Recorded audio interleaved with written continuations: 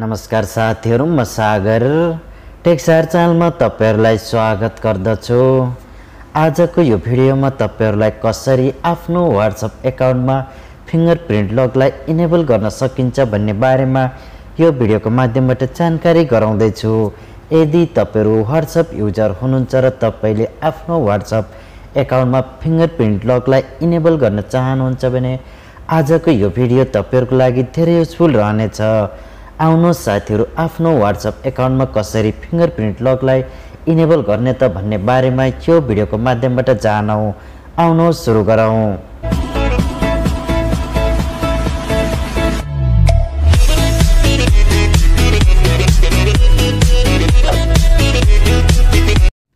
आफ्नो WhatsApp एकाउन्टमा fingerprint लकलाई enable गर्नका लागि तपाईहरुले सबैभन्दा पहिला आफ्नो मोबाइल फोनको प्ले स्टोरमा जानुहोस् र आफ्नो WhatsApp एकाउन्टलाई अपडेट गर्नुहोस्। यदि तपाईले अपडेट गरिसक्नु भएको छ भने आफ्नो WhatsApp एकाउन्टमा फिंगरप्रिन्ट लकलाई धेरै आसान तरिकाले इनेबल गर्न सक्नुहुनेछ। र अब तपाईले आफ्नो WhatsApp एकाउन्टलाई अपडेट गरिसकेपछि तपाईहरु आफ्नो मोबाइल फोनमा रहेको WhatsAppलाई ओपन गर्नुहोस्।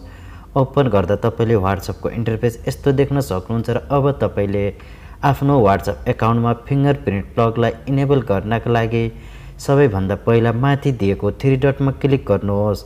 3 डटमा क्लिक गरिसकेपछि अब तपाईले पुनः सेटिङको अप्सनमा जानुहोस्।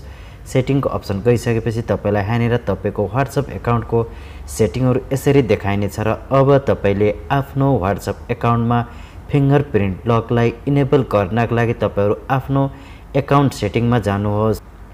अब तपाईहरु यहाँनिर आइसकेपछि तपाईले सबैभन्दा माथि दिएको प्राइभेसी सेटिङमा क्लिक गर्नुहोस्। प्राइभेसी सेटिङमा क्लिक गरिसकेपछि तपाईले आफ्नो WhatsApp एकाउन्ट भित्र रहेका कुछ सिक्रेट सेटिङहरु यहाँनिर देख्न सक्नुहुन्छ। अब तपाईले आफ्नो WhatsApp एकाउन्टमा फिंगरप्रिन्ट लकलाई इनेबल गर्नका लागि सबैभन्दा तल सिलेक्ट गर्नुहोस् र देख्न सक्नुहुन्छ एउटा फिंगरप्रिन्ट लक डिसेबल भनेर देख्न सक्नुहुन्छ। तपाईले यो बटनलाई क्लिक गर्नुहोस् र अब तपाईले फेरि यस्तो देख्न सक्नुहुन्छ र अब तपाईले यो बटनलाई अनलक गर्नका लागि यहाँनिर दिएको यो बटनलाई अन गर्नुहोस् र यति गरिसकेपछि तपाईले अब यहाँनिर आफ्नो फिंगरप्रिन्टलाई एड गर्नुहोस्।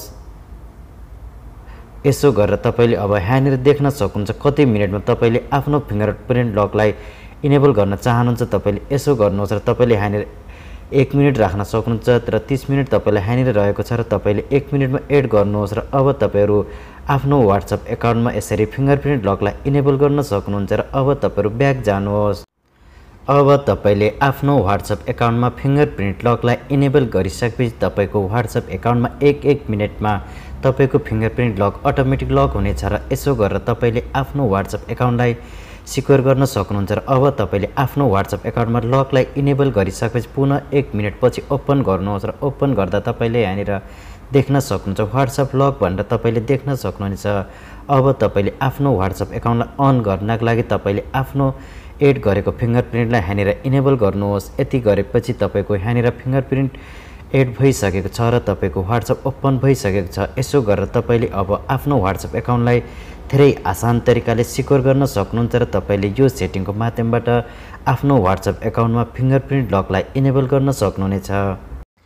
यो सेटिङको माध्यमबाट तपाईले धेरै आसान तरिकाले आफ्नो WhatsApp एकाउन्टमा फिंगरप्रिन्ट लकलाई इनेबल गर्न सक्नुहुनेछ।